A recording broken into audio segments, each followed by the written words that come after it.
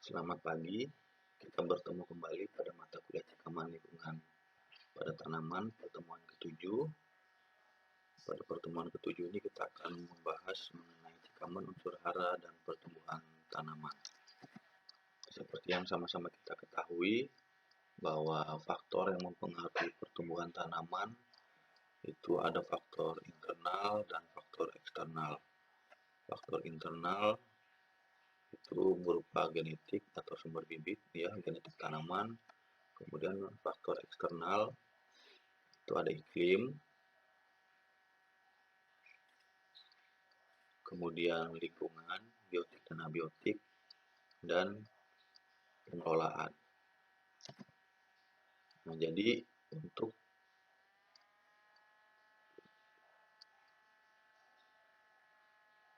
tema atau untuk topik unsur hara kali ini adalah faktor yang juga sangat penting bagi pertumbuhan tanaman, di mana unsur hara terdapat dalam tanah, kemudian juga merupakan bagian dari pengolahan tanah dan pemupukan, sehingga perlu dipelajari dengan baik mengenai unsur hara dalam tanah dan bagaimana ketersediaannya serta bagaimana diserapnya oleh tanaman. Kalau kita bercerita tentang unsur hara di dalam tanah, kita harus memahami dulu tentang koloid tanah, dan ini juga sudah kita pelajari pada materi dasar-dasar ilmu tanah, ya, bahwa koloid tanah merupakan suatu bahan aktif dari tanah yang tersusun dari mineral dan humus. Jadi koloid tanah itu terdiri dari koloid mineral dan koloid humus. Koloid mineral atau koloid liat. Koloid liat berasal dari hasil permukaan mineral primer, sedangkan koloid humus berasal dari hasil pelapukan bahan organik. Jadi bahan organik yang sudah melapuk, ukuran terkecilnya adalah humus. Jadi peranan koloid tanah sebagai tempat terjadinya serapan dan pertukaran ion sehingga hara tersedia bagi tanaman. Jadi peranan dari koloid ini, koloid tanah, ya, baik humus ataupun liat, itu sebagai tempat terjadinya serapan ion, ya, unsur hara dalam bentuk ion, dan pelepasannya sehingga tersedia bagi tanaman. Jadi kalau diilustrasikan seperti gambar ini, koloid liat itu terdiri dari lempeng-lempeng seperti ini. Kalau kita lihat dalam mikroskop, ya, ukuran kecil, jadi koloid liat tergambar sangat kecil, ya, seperti lempengan-lempengan seperti ini, di mana permukaannya, jadi ini, ya, kristalin liat, strukturnya itu selalu seperti flat atau lempeng, kemudian terdiri dari atau memiliki permukaan internal itu ini di dalam ini, ya, permukaan internal dan permukaan eksternal. Jadi ini permukaan internal di antara lempeng, di antara lapisan liat dan permukaan eksternal. Muatan negatif ditunjukkan seperti ini, serbuk atau abu, nih, ya, di sekitar partikel tanah. Jadi ini yang serbuk-serbuk ini adalah muatan negatif, ya, di sekitar partikel tanah. Kalau diilustrasikan seperti ini, negatif semua. Kemudian ada perbedaan konsentrasi, ya, kation berdasarkan jarak dari koloid. Jadi terdapat perbedaan konsentrasi kation karena adanya jarak dari koloid tanah. Jadi semakin dekat konsentrasi kation itu semakin tinggi karena di-attract atau ditarik, gitu, ya, oleh permukaan negatif dari partikel tanah. Jadi ini ilustrasinya, ini muatan negatif dari koloid tanah, kemudian ini kation yang terserap, kemudian ini kation dalam larutan, kemudian ini anion dan kation dalam larutan. Jadi ini ilustrasinya ya.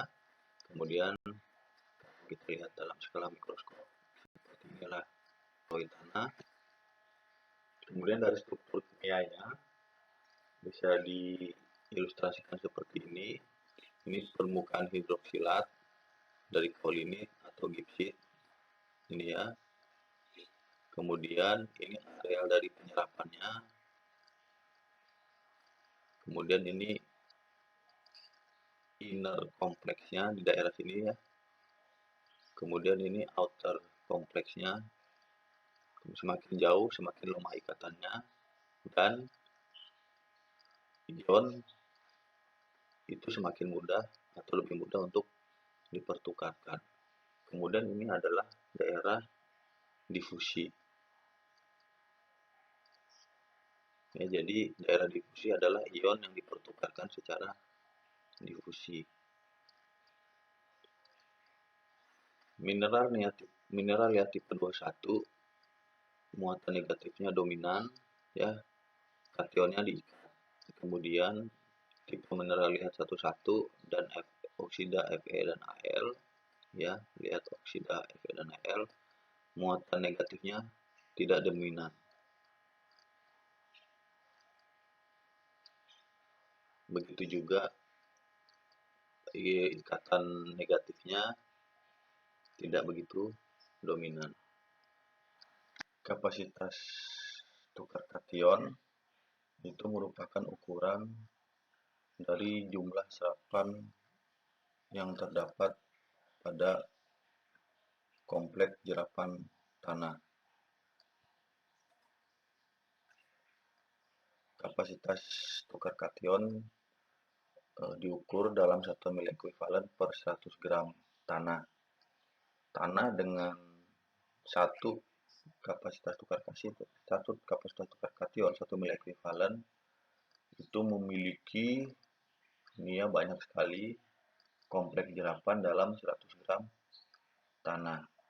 Kapasitas tukar kation pada tanah pertanian kisarannya kurang dari 5 mili ekuivalen. Pada tanah berpasir yang bahan organiknya rendah bisa lebih dari 20 mili ekuivalen pada tanah liat yang memiliki atau dengan bahan organik tinggi. Tanah dengan kapasitas tukar kation yang rendah memiliki kemampuan menyimpan unsur hara yang rendah juga, sehingga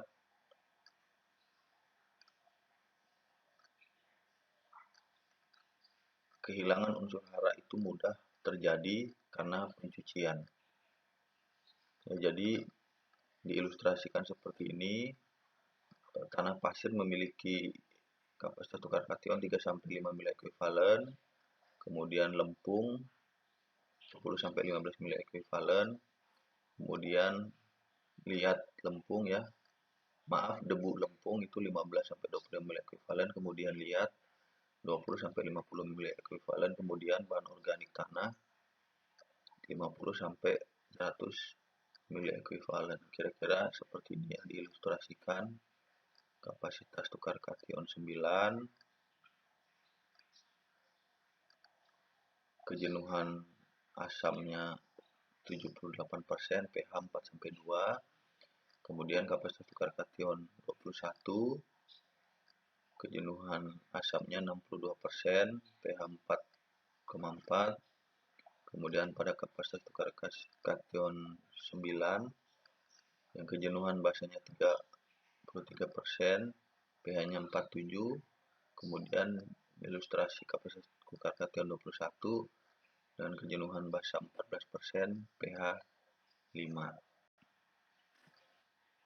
Kation pada kompleks jerapan pada kompleks pertukaran dapat dipertukarkan dengan yang lain ya, satu dengan yang lain dapat dipertukarkan sepanjang muatan itu tetap setimbang. Jadi pemupukan K ya, tanah atau kompleks jerapan tanah yang mengikat kalsium kation gitu ya akan dipertukarkan dengan karena valensinya 2+ akan dipertukarkan dengan 2K+ sehingga akan menyerap dipertukarkan, akan kompleks nyerapan tanah, materi tanah akan menyerap dua ion K atau kation K, kemudian akan melepaskan kalsium. Ya, jadi serapan K-nya tanah yang mengikat K, kemudian dipertukarkan dengan hidrogen, ya kation hidrogen yang ada dalam akar tanaman melalui proses respirasi dilepaskan. Kemudian ini akan dipertukarkan dengan K diserap tanaman, kemudian H yang menggantikan ikatan K dengan tanah. Jadi kekuatan kation pada masing-masing kapasitor tukar kation kemampuannya adalah Al3+, ya ini kuat diikat oleh partikel tanah, kemudian lebih kuat dari Ca2+, M2+, K+, sama dengan NH4+, kemudian Na+. Jadi ini afinitas kationnya. Unsur hara diikat di permukaan mineral tanah. Ini adalah ilustrasi serapan P pada oksida mineral gitu ya. Ini Al, kemudian OH, kemudian P-nya diikat dalam bentuk H2PO4- yang terlarut bisa diikat ya. Kemudian pada pH rendah H2PO4- yang terlarut itu akan dipertukarkan pada kompleks jerapan dan diikat oleh oksida Al sehingga menjadi tidak terlarut pada pH rendah.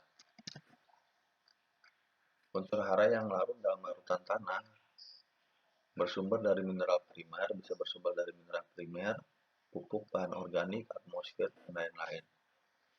Unsur hara yang larut, nitrat, kalsium dalam tanah akan terserap akar, jasa teknik, tercuci, atau mengalami denitrifikasi. Unsur hara membentuk persenyawaan yang relatif tidak larut dalam tanah itu Cu, Zn dengan senyawa organik, kemudian FeAl dengan hidroksida, dan P. Spesifikasi masing-masing unsur hara, baik itu kelarutannya, ketersediaannya sudah dipelajari pada mata kuliah kesuburan tanah. Faktor yang mempengaruhi kepekatan hara tanah yang pertama adalah reaksi tanah.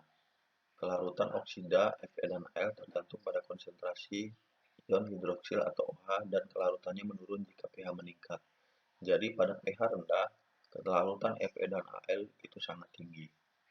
Ya, pengendapan oleh ion-ion Al, jadi Al3+ berikatan dengan H2PO4 ini yang larut di dalam larutan tanah, kemudian menjadi tidak larut dalam bentuk AlPO4 yang melepaskan ion hidrogen. Fe, Al, dan Mn larut dalam tanah sangat masam, bereaksi dengan HP42- membentuk AlPO4 tidak larut. Jadi pada tanah yang sangat masam, P dalam bentuk H2PO4- atau HP42- menjadi tidak larut karena berikatan dengan Al dan Fe. Jadi berdasarkan pH, kelarutan masing-masing unsur hara seperti ini. Unsur hara sebagian besar itu tersedia pada kisaran pH 5 sampai 7,5.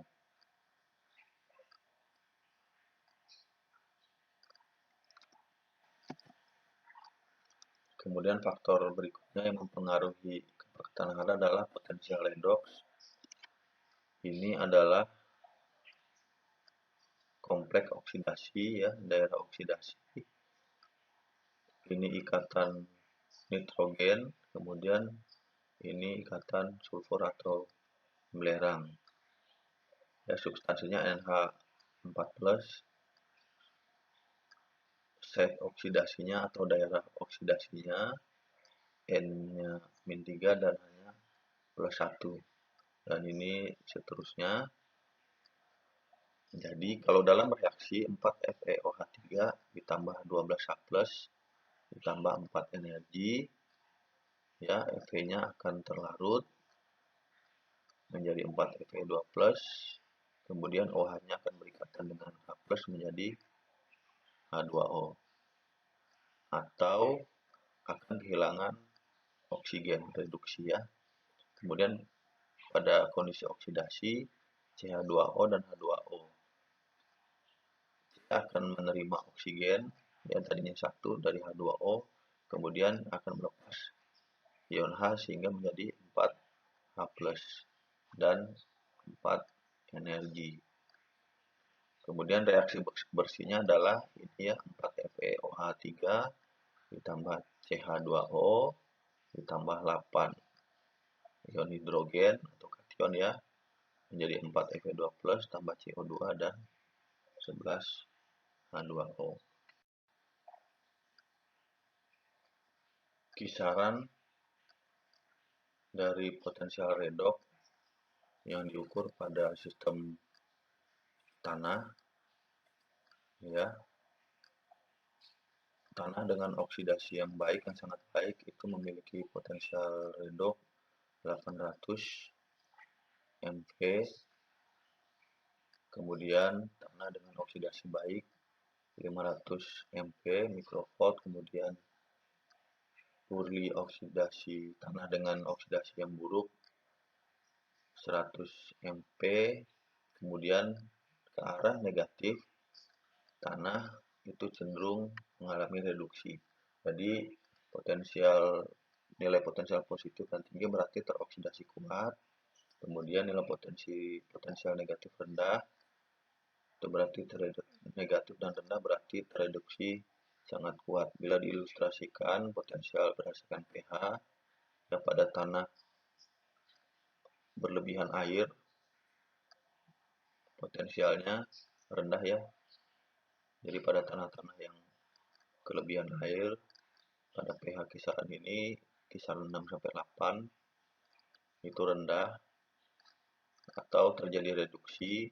Kemudian semakin berkurangnya air atau pada kondisi normal pada pH kisaran 4-8, potensial redoksnya mencapai 800 MV.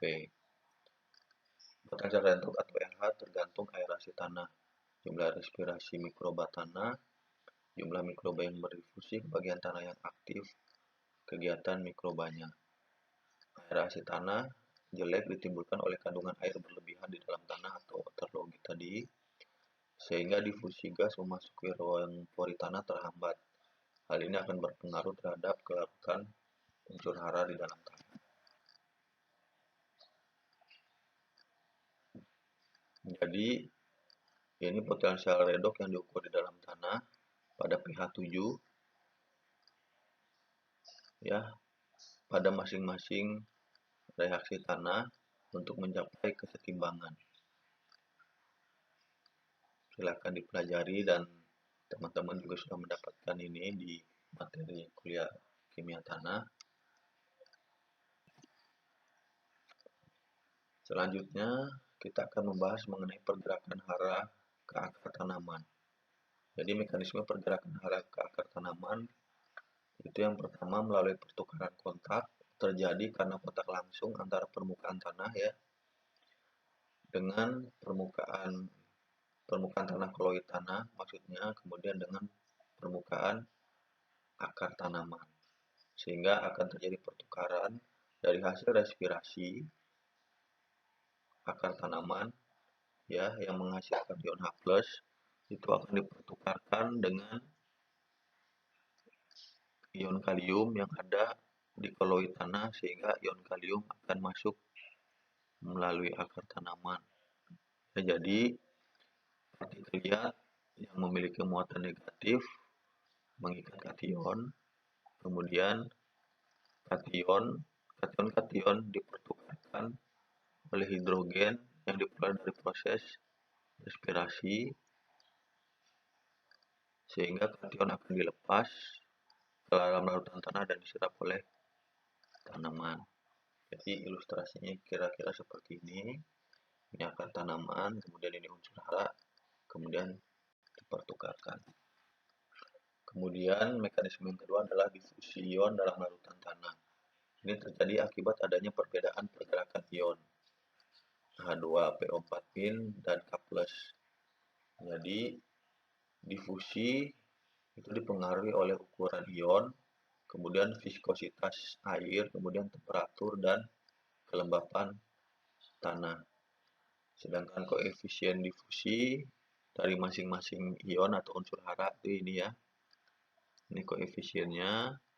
Kemudian jarak difusinya unsur hara nitrogen 1 cm, kalium 0,2 cm, fosfor 0,02 cm. Jadi rata-rata jarak pada akar tanaman jagung itu kurang lebih 0 sampai 7 cm. Jadi ini ya, ini P pada matrik tanah yang diikat oleh matrik atau partikel tanah, kemudian akan bergerak menuju perakaran tanaman. Ini ya, sehingga bisa diserap oleh tanaman. Kemudian yang ketiga, mekanisme pergerakan hara ke akar tanaman melalui aliran massa. Terjadi bersama dengan gerakan air ke akar tanaman yang disebabkan oleh transpirasi atau penguapan air oleh tanaman. Unsur haranya NO3-, nitrat, kemudian Ca2+, kalsium, Mg2+. Jadi ketika terjadi respirasi, tanaman akan menguapkan air ke atmosfer sehingga kandungan air di dalam tanah akan berkurang, sehingga massa air di dalam tanah akan bergerak menuju perakaran tanaman. Seperti itu ya mekanismenya. Jadi mekanisme serapan unsur hara oleh tanaman melalui pertukaran ion, kemudian difusi, kemudian pengangkutan atau carrier atau senyawa metabolik yang menarik ion. Berhubungan dengan ruang luar, ruang bebas atau outer space, dan ruang dalam atau inner space pada akar tanaman. Jadi ini ilustrasinya ya. Pada rambut akar, kemudian masuk ke bagian batang, kemudian didistribusikan ke bagian tanaman yang lainnya. Ini kalian lebih detail bisa pelajari pada mata kuliah fisiologi tanaman. Jumlah unsur hara yang disediakan oleh ketiga mekanisme tadi, pergerakan unsur hara ke dalam akar tanaman ya, pada pertumbuhan akar jagung di tanah jenuh kedebuan pada pH 6,5 seperti ini. Jadi unsur hara kalsium, ya ion kalsium total serapannya 23 kg per hektar. Sebagian besar diserap melalui aliran massa. Ya. Jadi kira-kira ini berdasarkan hasil penelitian untuk masing-masing unsur hara, 3 mekanisme, proporsi dari penyerapan unsur hara ya yang disediakan bagi tanaman. Kemudian apa yang terjadi ketika unsur hara yang dibutuhkan tanaman itu tidak tersedia dalam jumlah yang cukup? Teman-teman juga sudah pelajari pada mata kuliah kesuburan masing-masing unsur hara ya. Ini gejala yang ditimbulkan atau simptom dari masing-masing defisiensi atau kekurangan unsur hara pada tanaman. Untuk tanaman kelapa sawit, nitrogen akan kuning dan didahului dari daun atau pelepah yang tua. Kemudian ini yang fosfor ya, ini gejalanya pada tanaman jagung seperti ini. Kemudian pada tanaman kelapa sawit, kekurangan fosfat ditandai melalui gejala batang tanaman membentuk seperti botol seperti ini. Bagian bawah besar kemudian semakin ke atas mengecil. Ya, itu adalah simptom atau gejala kekurangan. Kemudian kalium ditunjukkan melalui bercak kuning atau bercak orange, yellow spot atau orange spot ini ya. Sekali lagi unsur hara makro seperti yang teman-teman ketahui, gejalanya atau simptomnya terjadi terlebih dahulu pada daun atau pelepah tua. Semakin parah akan semakin ke atas dan gejalanya apabila terjadi lebih parah akan nampak pada daun muda atau pelepah muda. Jadi ini ya, orange spotting atau yellow spot, gejala dari defisiensi kalium, atau apabila unsur hara kekurangan atau mengalami cekaman unsur hara kalium. Kemudian kalsium dan magnesium, kuning pucat seperti ini untuk magnesium, ya. Ini magnesium. Pada pelepah atau pada daun tua terlebih dahulu gejalanya. Kemudian ini belerang, ya, pada daun pisang. Kemudian ini pada tanaman jagung akan mengalami kuning seperti ini pada pangkal terlebih dahulu. Kemudian semakin lama